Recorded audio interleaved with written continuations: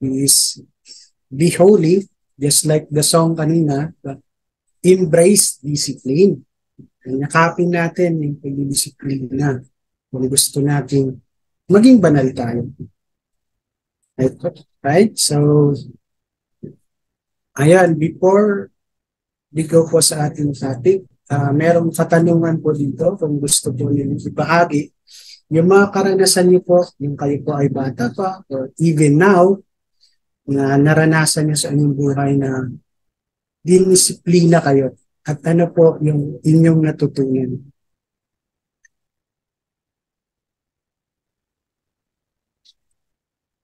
Mayroon po ba?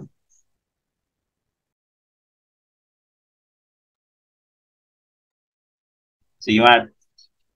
Oy, Ma-share ko thank lang. you, tatay. Ano po, Ah, thank you. hindi ko makalimutan to eh.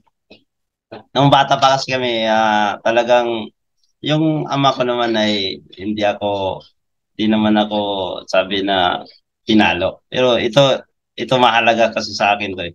Kasi nung bata pa ako, maaga ako na ulila sa ina. Nung may tiyahin ako na lagi doon ako lumaki.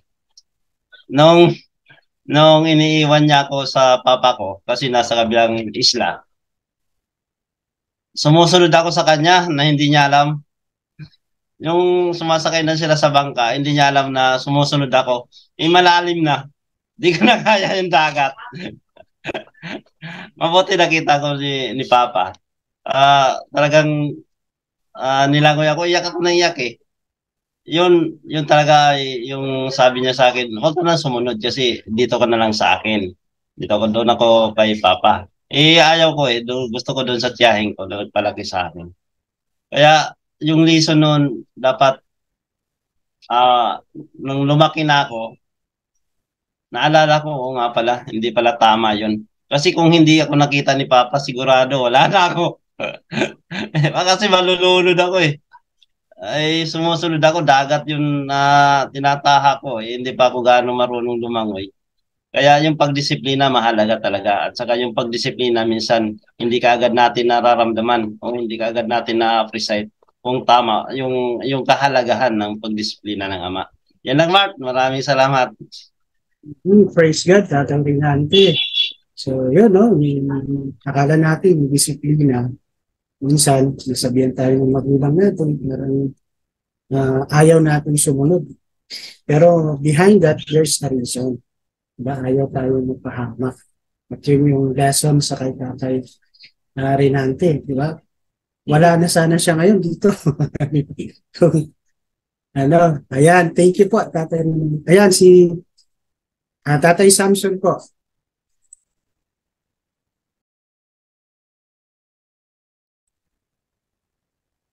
Yan, nakabute.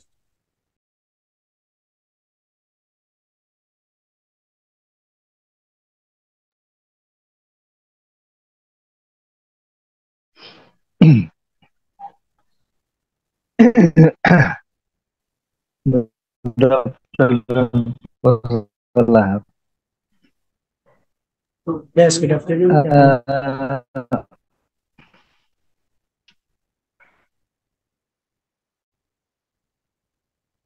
Uh, nung panong dinisiplinan ako ng father ko nung bata ko ay malaking lesson para sa akin.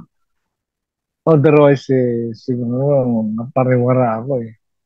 Dahil, siyempre, ang ganun, yung adolescent ages natin eh, grabe.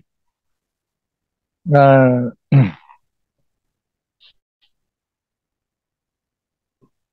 ako siyang pangalay eh. Malikot ako, sobrang likot ako nung bata ko. Meron pa yung gabi na pinapawi ako pag madilim na, alam mo, matigas-tigasan ng ulo ko. Sumuot ako sa isang barbed wire na yung barbed wire sa ano ko.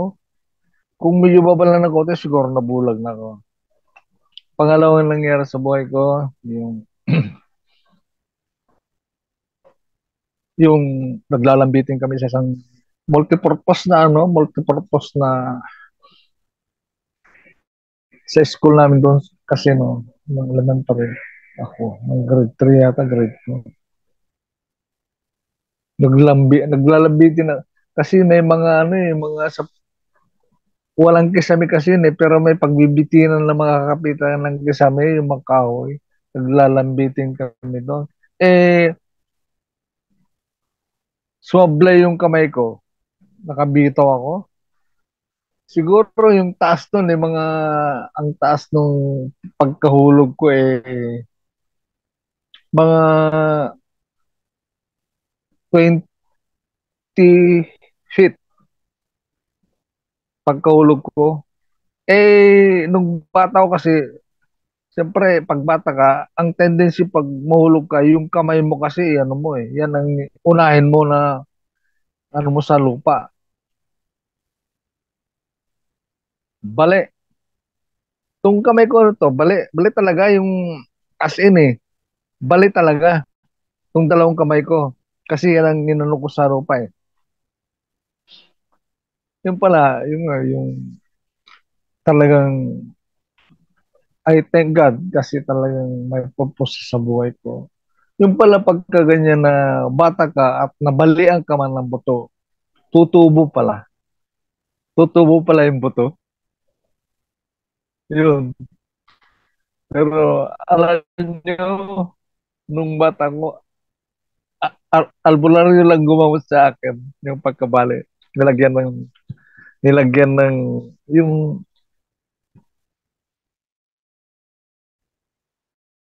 ah karton, butas-butas yun. Tinusukan niya ng mga stick yun para ma-straight yung kamay ko noon.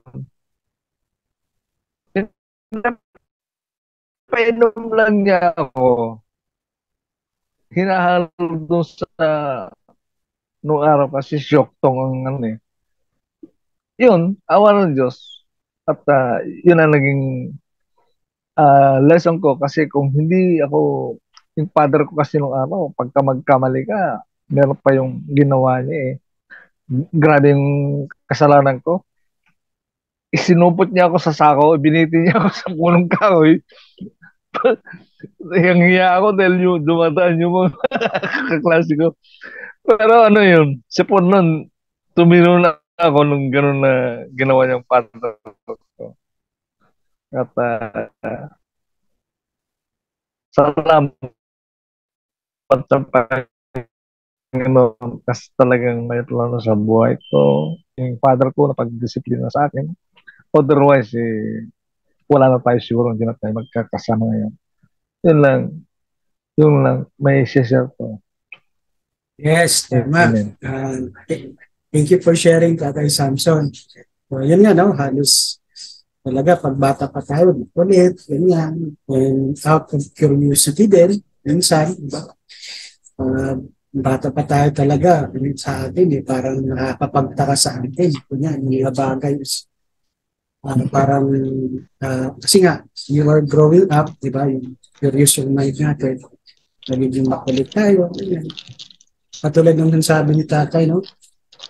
Talagang may consequence kapag hindi tayo nakinig sa discipline or nakinig sa magulang diba, sa tinuturo nila sa atin. So, thank you po, Tatay Samson. Ayan, si Mami Glo. Mami Glo, sige po. Ayan. Magandang hapon po sa ating lahat. Ayan. Naalala ko nung bata ako kasi nagkaroon ako ng polio ng 5 years old. So, naging vegetable ako for 1 year. Then, nung naka-recover naman ako, ang kulit ko. Gusto ko makikipaglaro sa mga bata sa bakuran namin kasi doon sila, malawak yung bakuran namin sa probinsya. Doon sila naglalaro. Gusto ko makipaglaro. Sabi ng nanay ko, wag ka nang lumabas, dito ka lang sa bahay. Isa pa lang parte na pagdidisiplina yung ginagawa niya sa akin na ayaw niya ako makipaglaro sa mga bata. nung pinagpilitan ko na lumabas at makipaglaro kasi yun naman ang talagang gusto ng mga bata na maiinggit ka na may mga naglalaro bata. Siyempre ikaw gusto mo rin makipaglaro. So, pagdating ko doon sa mga naglalaro, ayaw nila akong isali. Tapos tinutokso na nila ako, pilay, pilay, pilay, wag natin isali yan, di naman yan makakakbo, sabi nila sa akin. So mamaya ng konti, nakikita ko ng nanay ko, pauwi na ako, umiiyak ako. Sabi niya sa akin, o di ba, sabi ko sa'yo, huwag kang lumabas dito ka lang sa bahay, makipaglaro ka na lang sa ate mo, sabi niya. Parte pala yun ng pagdidisiplina na parang wala lang sa akin nun, pero na-realize ko noon na napakahalaga yung pagsunod. Yung lesson learned sa akin. Napakahalagang sumunod sa magulang kasi mother knows best. No, na alam nila kung ano yung makakabuti sa akin. Alam yung malinaw sa kanya yung condition ko na pagka lumabas ako, makipaglaro ako sa kanila. Hindi nila ako isasali sa laro. Kasi alam nila na hindi, alam ng nanay ko na ibubuli lang ako, na pagtatawanan ako, tutoksohin lang ako. Kaya pala ayaw niya akong palabasin. Parte yun ng pagdidisiplina niya sa akin dahil alam niya na masasaktan ako. Alam naman natin na ang magulang, kung nakita nilang nasasaktan ang kanilang anak, the more na nasasaktan ng ating mga magulang. So lesson learned sa akin yun. Mahalaga yung pagsunod sa magulang. Ayan, simple lang. Pero napakahirap gawin, no? Pero, susunod ako. Pero, ang hirap gawin kasi against your will. Gusto ko pumunta doon. Pero against your will. Pero napakahalaga pala. Na simple lang na, sumunod lang pala eh. Sige. Pero hindi. Napakahirap pong sumunod. Lalo kung ito ay labag sa'yo. Pero ang kahihinat na nito ay para sa ikabubuti mo. Yun po. Thank you. Ayan, thank you, Ma'am Glo. So, yun nga, no? Pag maliit pa talaga tayo, parang hindi natin intindihan yun, di ba? Pero, ayun nga, ang kailangan natin gawin is only to obey and accept, di ba? Ano man yung consequence ng nagawa natin, dapat matanggap natin yun. Kasi part ng disiplina sa atin. Sa akin din, may share ko din ng bata din kami. Yun kasi sa katabing bahay. Merong anong tawag sa bunga ng kahoy na yun. So, nakalimutan ko kung anong tawag yun sa Negros kasi. Kumukuha kami doon. Magagalit yung nangyari kasi hindi sa'yo. So, one time, nakita ko ng mother ko, pinalo ako ng post. Alam mo, halos mag-nosebleed ako. Nosebleed ako. Yung violet yung mga, kasi kung kahit saan tamaan, mother ko lang pa kami. So, kung sinunod ko lang, na hindi ako kumuha doon ng hindi ko naranasan sana yung pagdidisiplina. Pero sabi nga nila, we learn in the heart. Diba? Sa mahirap tayo natututo. Kumbaga, kailangan pa natin maramdaman yung pain, maranasan yung pain para matuto tayo sa pagdidisiplina. So, hoping na hindi tayo, gano'n, no? As we grow our relationship to them. Ayan, thank you for sharing, Mami Glo, Tatay Samson, and Tatay Rinante. So, proceed na po tayo sa ating passage. Sino po yung gustong magbasa? Brother Ramson, pwede mo bang basahin? Okay, bro. Word. 1 Corinthians 5, verse 1 to 8. It is actually reported that there is immorality among you, and immorality of such a kind as those not exist, even among the Gentiles, that someone has his father's wife. You have become arrogant and have not mourned instead, so that the one who had done this deed will be removed from your midst. For I, on my part, though absent in body but present in spirit, have already judged him who has so committed this, as though I were present in the name of our Lord Jesus. When you are assembled, and I with you in spirit, with the power of our Lord Jesus. Sige, I have decided to turn such a person over to Satan for the destruction of his body, so that his spirit may be saved on the day of the Lord. Your boasting is not good. Do you not know that a little leaven leavens the whole lump of the dough? Clean out the old leaven so that you may be a new lump, just as you are, in fact, unleavened. For Christ, our Passover also has been sacrificed. Therefore, let's celebrate the feast, not with old leaven, nor with the leaven of malice and wickedness, but with the unleavened bread of sincerity and truth. And thank you, bro. So yun ang ating passage natin this afternoon. So yun, proceed po tayo. So yun, yung in 1 Peter chapter 1 verse 15 to 16, kinamad tayo ni Lord to be holy. So alam natin yun, kapag Kristiyano ka, yung pinifare-foot natin is yung holiness. Kasi may sinasabi po sa Bible na without holiness, we cannot inherit the kingdom of God. And in 1 Peter, dito po sa chapter 1, verse 15-16, kinaman tayo, niremind po tayo ni Peter to be holy kasi nga, we know that God is holy. Hindi lang siya loving, hindi lang siya gracious, hindi lang siya faithful, pero makita natin na ang Diyos natin po ay banal. He is holy, He is righteous. Yan, para matingnan natin yung context ng ating passage. So, as we notice po, pag papansin natin na hindi ito command, hindi ito suggestion, but it is a command. Kailangan talaga natin, we must be holy. Dito kasi sa iglesia po ng Corinthians, marami silang struggle. Hindi lang yung to be holy. Yan. Kasi po yung church ng Corinth is meron pong tinatawag ng temple of prostitute. Yan. Yung sa just like the land of Canaan, ganyan yung mga tao doon sa Canaan, yung nation.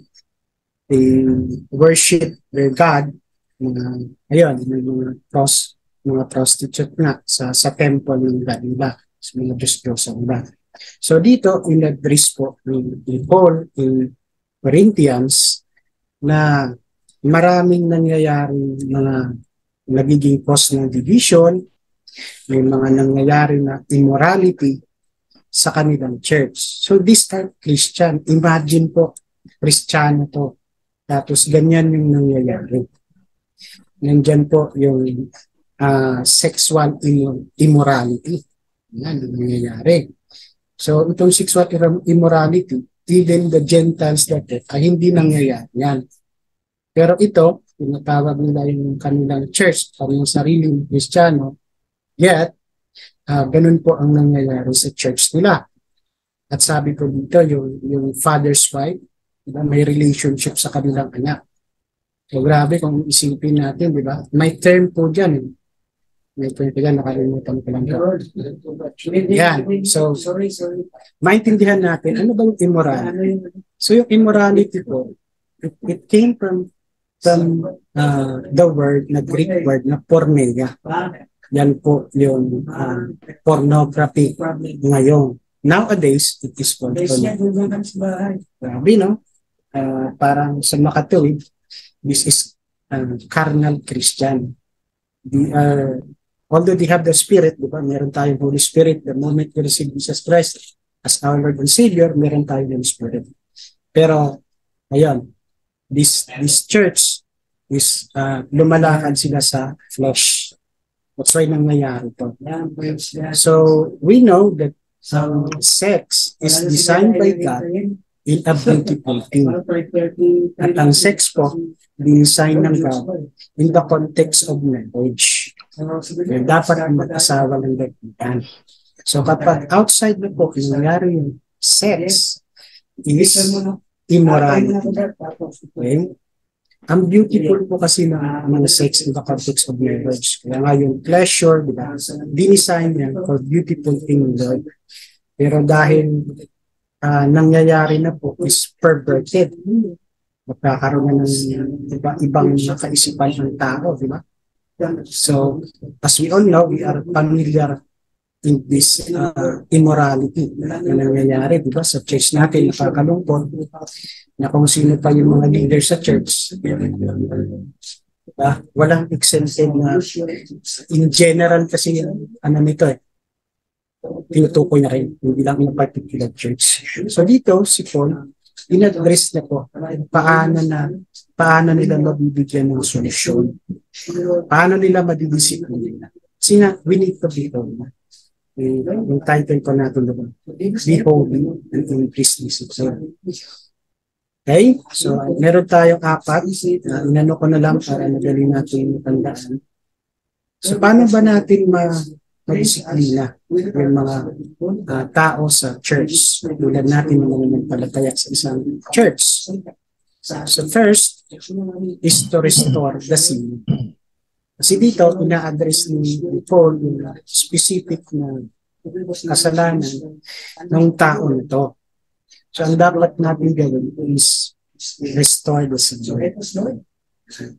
So, kasi doon sa church ng Corinthians, imbis po na pangaralan nila ng maayos, is pinapabayaan nila. Hindi nila ina-address yung root problem.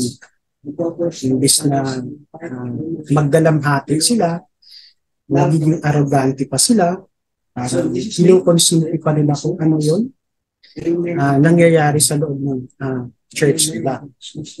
So, kapag tayo po ay seryoso sa Diyos, gusto nating ma-restore kung sino yung nagkakamali. Kailangan nating mag-repent.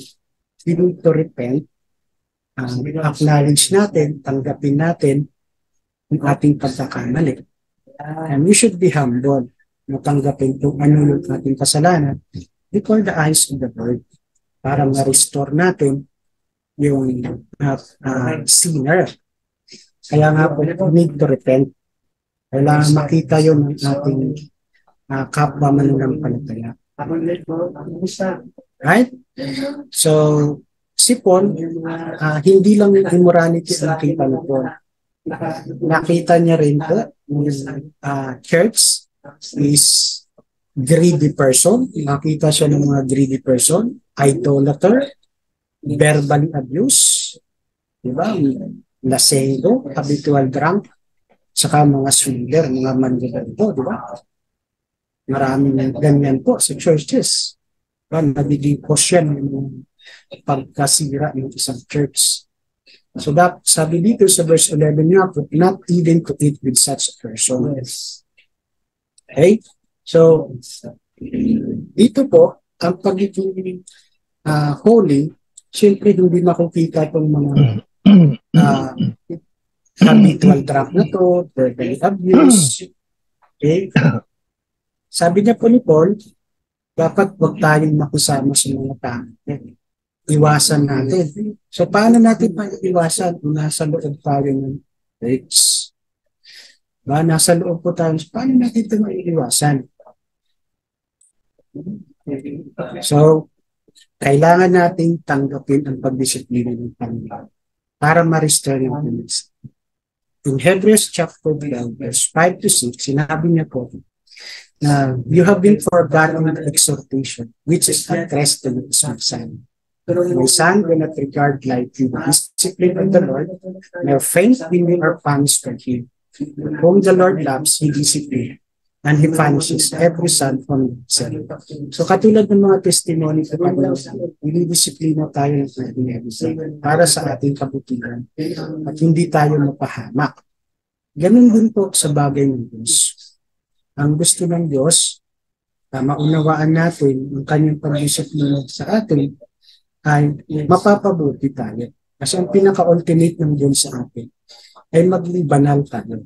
God wants you to be holy because a holy life is the best version of yourself.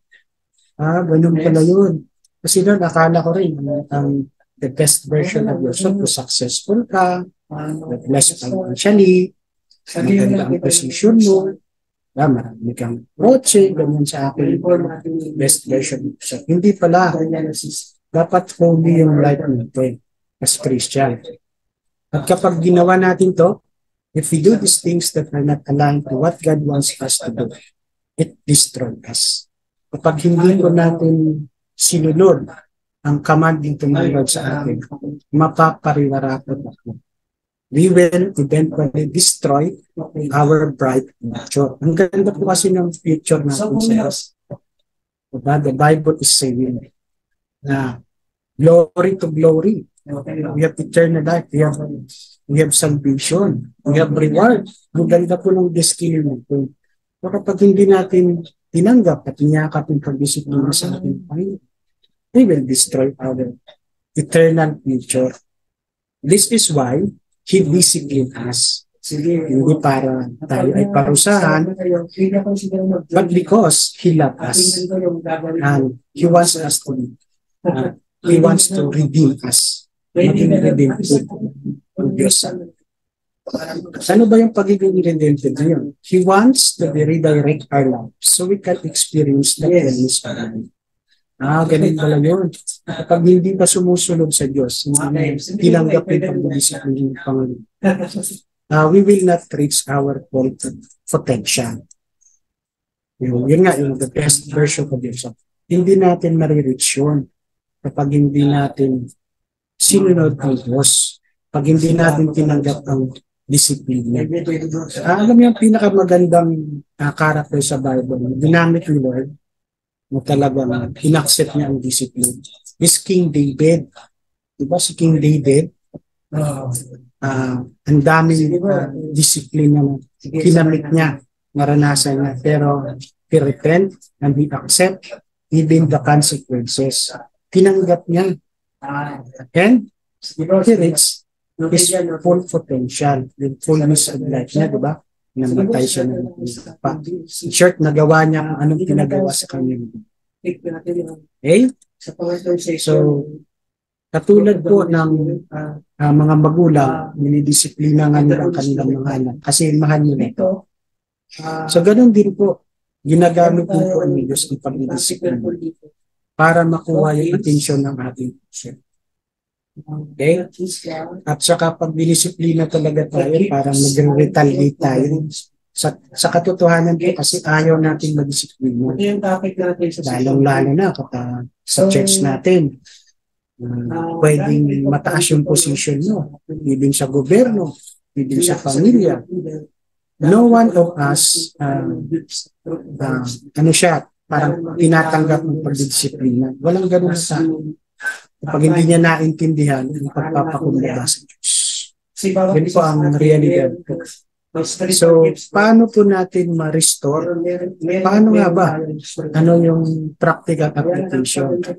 So, in Galatians chapter 6 verse 1, tell us that it has to be in the spirit of gentleness. So, dapat gentle ang pag-operate pala natin sa mga kapwa natin mananampalataya sa loob ng church to discipline them.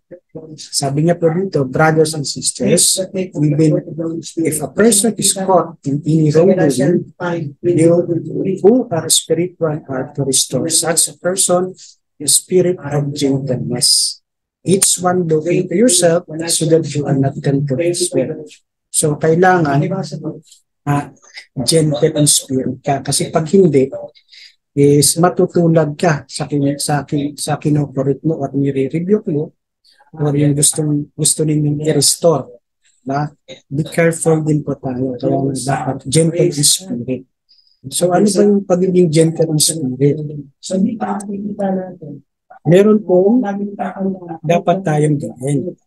Kaya yung process step by step. First, is dapat maging private yung ating pakikipag-usap sa kanya. Kasi hindi naman maganda na sa public kasi mapapahiya, nadideprive yung isang tao. Ba, ayaw ng tao na mapahiya po. At yan, nandyan na rin po yung mga verses para ano nyo po. In Matthew verse 18, chapter 18 verse 15, now if your brother's sins, go and show him his fault in private. Yeah. Para makita natin, dito pala to kinuha. If he listens to you, you have gained your brother. So kung nakinig siya sa'yo, okay, na-restore natin siya. Pero kapag hindi, sabi niya po, in number 2, bring witnesses to testify. So magdala daw po tayo ng mga saksi. In verse 16 naman po yun. But if he does not listen to them, take 1 or 2 more with you, so that on the testimony of 2 or 3 witnesses, every matter may be confirmed. Yan. Ngayon, kapag hindi na naman siya nakita sa iyo, di pa rin po niya pinakinggan, isabihin na po natin sa church. Yan na po yung time sa body of Christ na. Okay, in verse 17, if he refuses to listen to them, tell it to the church. Sabihin mo na po sa church, sa pastor, sa congregation. At kapag hindi pa rin po siya nakinig, in verse 17 po, is sabi po dyan, do not associate with him or her. Treat them like unbeliever. Ano ibig sabihin nun? But the Bible says that do not joke with the unbeliever. Dapat na po iwasan ganyan ang unbeliever. So, kagaya po ng collector, saka yung Gentile, ng panahon po ni Jesus Christ, diba, yung publican, mas inaiwasan yan. Parang pinapangilagan yung mga tao na kasi understandably, wala silang relationship with Lord. Okay? So in 1 Corinthians chapter 5, verse 3 to 5, usahan ko lang po. For I, on my part, though absent in body, but present in spirit, have already judged him who has so committed this. As though I were present in the name of our Lord Jesus, when you are assembled, I with you in spirit, with the power of our Lord Jesus, I have decided to turn such a person over to Satan. Ibigay ko daw po kay Satanas yung kanyang katawan para po yung kanyang espiritu ay mantas. Ibig sabihin po nito, hindi po ibig sabihin po na nakaka-experience tayo ng problema. Is understood na po na tayo ay namumuhay sa kasalanan. So hindi po generally ganun yun. Okay? Pero kapag kayo po ay nakaka-experience, okay po, ibig sabihin, may warning sa ating Panginoon. Okay? For the one who eats and drinks judgment to himself if he does not properly recognize the body. For this reason, many among you are weak and sick, and a number are asleep. This is a serious. That is why we need to embrace discipline. So is this unchristian? Unloving ba to? Kung mayroon pong isang tao very famous po sa New Testament na dinisiplina is yung prodigal son. Ito po yung kwento po ng prodigal son. Yung prodigal son, sa kanya lang po naisip nung nasa rock bottom na siya. Malapit na siyang mapahamak, di ba? Doon lang po bumalik yung kanyang senses na nagkasala ako. I disobey. Nagkasala ako sa Diyos at sa ating So, dito makikita po natin yung pagdisiplina ng Panginoon. Kailangan nating maintindihan para po sa ating kabutihan. Okay? So yung 4 po kanina, dapat matandaan natin yan, no? Para ma-restore natin. At ang pangalawa po is to remove the sin. Kapag na-restore na natin yung sin, yung sinner, kailangan matanggal natin, patuloy natin matanggal ang sin. Kasi nga po yung sin, katulad yan ng pampaalsa. So yung yeast, diba yun yung ginagamit sa tinapay para umalsa po. So kapag hindi natin tinanggal po yung kasalanan sa buhay natin, eventually po, masisira ang ating katawan at ganun din po ang ating church. May collateral damage po yan. Hindi lang yung sarili natin ang nasisira, kundi pati na rin po ang iglesia. Diba pag may bulok po na kamatis, Diba, sa isang, ilagay niyo po sa isang basket na hindi siya bulok, mabubulok lahat, di ba? Ganun po yung danger ng sin. Okay? It will affect us all in our church. That's why in 1 Corinthians chapter 12, verse 26 to 27, sabi niya nga po dito, if one part of the body suffers, all the parts suffer with it. If the part is honored, all the parts rejoice with it. Now, we are Christ's body and individually part of it. Diba, meron tayong kasabihan po na sakit po ng kalingkingan, magiging sakit ng katawan. So, ganun na ganun po. So, pag hindi po natin tinanggal yung mga pagkakasala nito sa buhay, we need to be serious na tanggalin ang kasalanan sa buhay. It will destroy us and the others around you. So, tanggalin na po natin, hindi po sa makalawa, sa susunod sa taon. Ngayon na po, dapat matanggalin ito. As soon as possible. Ayan. And number 3, we need to receive God's grace. Hindi lang po sapat na ma-restore natin yung sinner, tanggal yung kasalanan also, but we can only do that by receiving God's grace. Kasi po yung picture ng unleavened, okay, it shows that God's grace toward us through Christ. Kasi po yung picture ng unleavened, yan si Jesus Christ. Okay, kung naalala niyo po yung Passover, yung lamb, in Exodus chapter 12, verse 13, the blood shall be a sign for you on the houses where you live. And when I see the blood, I will pass over you. And no blood will befall you to destroy you when I strike with Egypt. So, di ba? Yung angel of death, kapag nakita niyo yung blood sa doorpost ng mga Israelita, lalampasan niya. Kasi nga yung magkakaroon ng all the firstborn of Egypt, di ba? Mamamatay yung siya. So, ang picture nun, si Jesus Christ. Kaya nga, in 1 Peter, verse 2 to 9, may support pa po si Peter. Sabi niya, you are chosen race. You are royal priesthood. Diba? Napag-aralan na natin ito eh. To be holy. A holy nation, a people for God's own possession, so that you may proclaim the excellence of Him who has called you out of darkness into His marvelous light.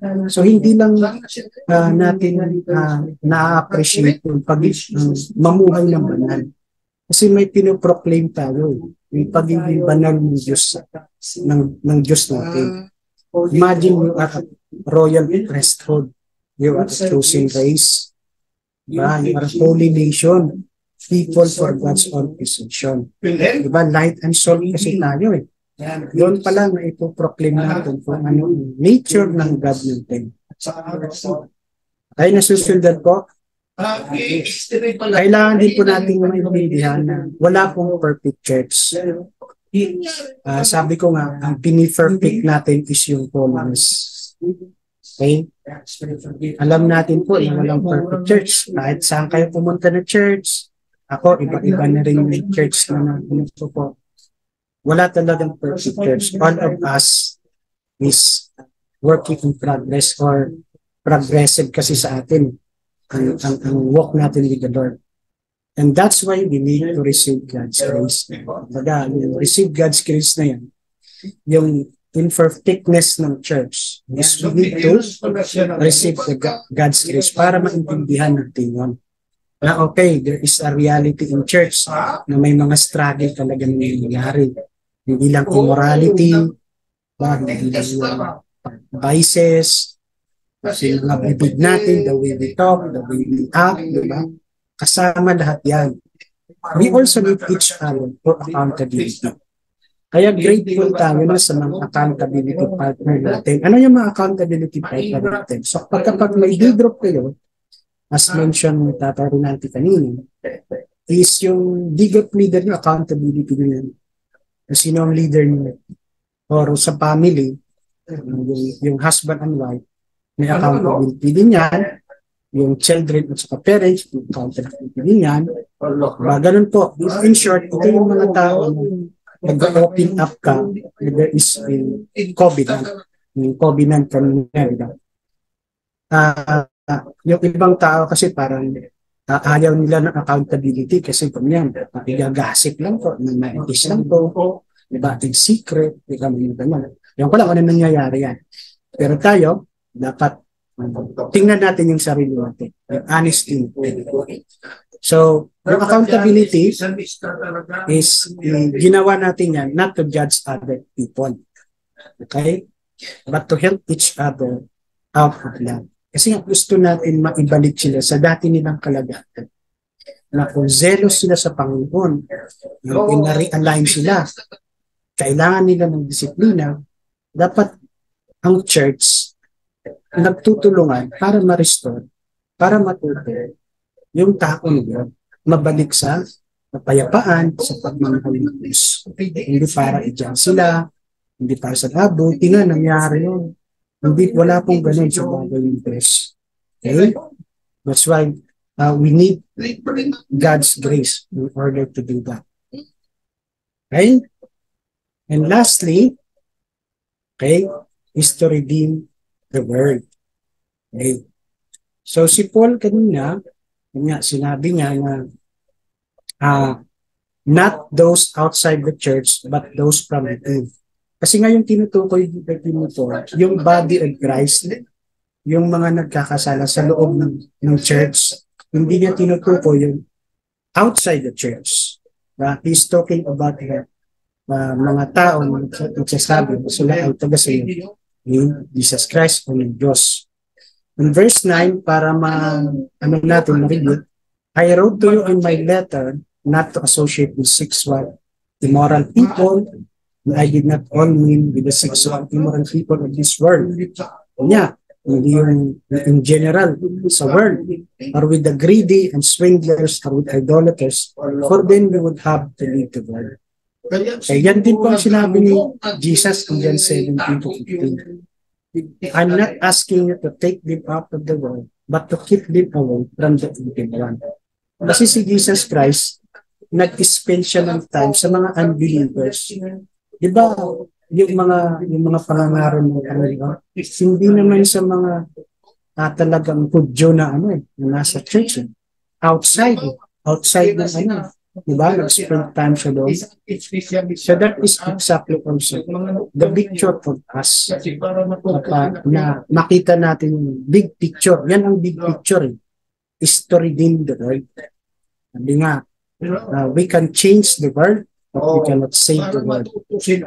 Kabahagi po tayo sa karamihan para maibalik ang redeem sa Tagalog is matubos. Tama po.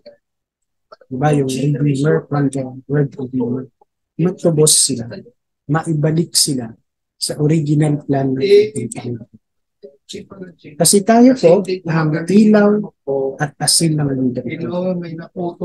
Pero kapag hindi tayo talaga namuhay intentionally ng pagiging banal sa ating buhay, masisira po o mawawala yung kapangyarihan ng Diyos na ginawa niya at ibinigay niya sa atin. We lose the power of the finished work of God in us and through us. So sayang ang opportunity na ibigay sa atin. Sayang po yun. Okay? Kaya ang ganda po ng sinabi ni David Pryor. Be remote from unbelievers and lacks. Fellow believers who persist in sin, there is no distinction. Kasi nga, kung tinatawag natin yung sarili natin na Kristiyano, dapat may distinction. Madi-distinguish kung sino yung Kristiyano at sino yung Pulgo. Yan po ang ibig sabihin. God has called us to be distinct. That's why we need to embrace discipline. Lovingly talk to people with our hearts, desire to reveal them and restore them. So yung primary purpose natin, kaya natin i-restore ang sinner, i-remove natin yung sin, tanggapin yung grasya ng Diyos, is para ma-restore, maibalik sila ma-review sila. At kasama tayo doon para ma-review, maibalik sa original plan. Ayun, if they refuse to listen, we separate ourselves from them. So may sinasabi sa Bible, do not yoke with the unbeliever. Kasi nga, yung bad company will corrupt your morals. Kung sino yung kasama mo, magiging ganun ka. Di po ba? In 1 Corinthians chapter 5, verse 12 to 13, for what business of mine is to judge outsiders? Do you not judge to those who are in the church, but those who are outside, God judges. Remove the evil person from among us. So yung mga tao na hindi pa nakakakilala sa Diyos, outside the church, sinasabi ni Paul na ang Diyos po ang bahala sa kanila. Okay? Kasi may sinasabi din po sa Bible. Naalala niyo yung sinabi ni Paul na huwag kayong mag-judge sa tao. Kasi sabi nga din ni Jesus, bakit mo ginajudge yung tao? Bakit sinasabi yung matanggalin kami ng kamalian? Kung yung may lag sa eye, may troso sa eye. So, ang Bible kasi sinasabi na you cannot judge talaga the person kung ang bagay nun ay ginagawa mo. Kasi nga yung context ng judging other people is righteous. Dapat yung bagay na yon ay hindi mo ginagawa so that you can judge. Okay? Sa church, inaano natin dito. Of course, we have one judge, yung God. Okay? Wag na natin i-judge yung outside the church kasi yung God ang bahala doon. Okay? When you receive God's grace, ito ang maganda po. We become channel of His love and power to the entire world. Tayo yung kanal, ibig ng Diyos para maipadama sa ating church na mahal sila ng Diyos. Mahal na mahal tayo ng Diyos. Diba? Jesus Christ died for us. And yun po yung demonstration God's love toward us. Because of that, may redemption tayo. Si Jesus Christ yung Redeemer natin. Siya yung Passover Lamb. Siya yung naging kabayaran ng kasalanan natin. And that is grace. That is grace. We need to extend that grace to the church. Okay po? That's why we are called to redeem the world. Outsiders don't know any better, so why we so harsh with them? Kasi nga, hindi naman nila alam yun. Ang mga unbeliever, yung spiritual eye nila is naka-blind. Naka-ano pa yan, may naka-blind sa kanila.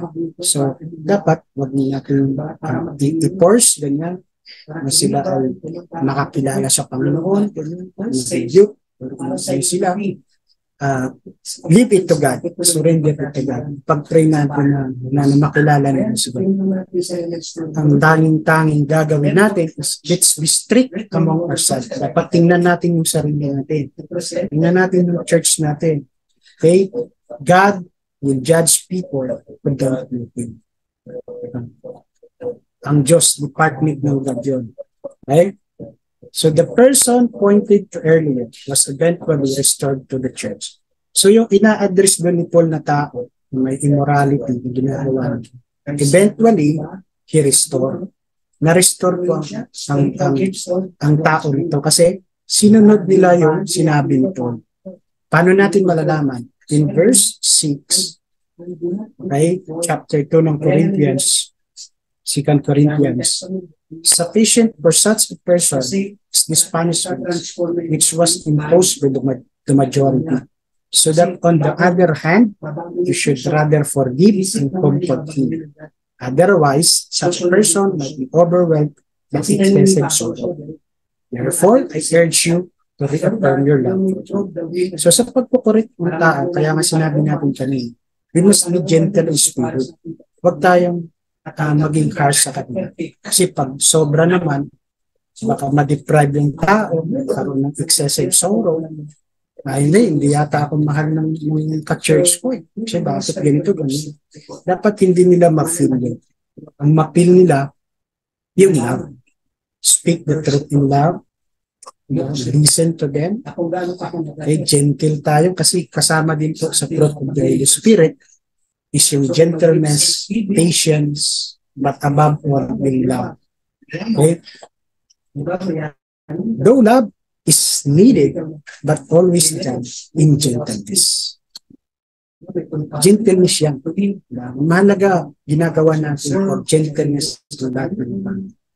At ang nagiging goal at reason, motivation, is to restore them. Ma-win natin sila, ibalik natin sila. Remember that the heart of God is redemptive. Gusto talaga tayong tulusin kasi ang nature natin yung kasalanan, ang nature natin rebellious, gusto natin masunod yung sarili natin. Diba? At yung mga tao sa iglesia, hindi rin pare-pareho. May mga pinagdadaanan. Minsan, yung mga iba bumabalik sa dating kalagayan nila. Diba? And it is possible. That's why we need each other para ma-build, okay?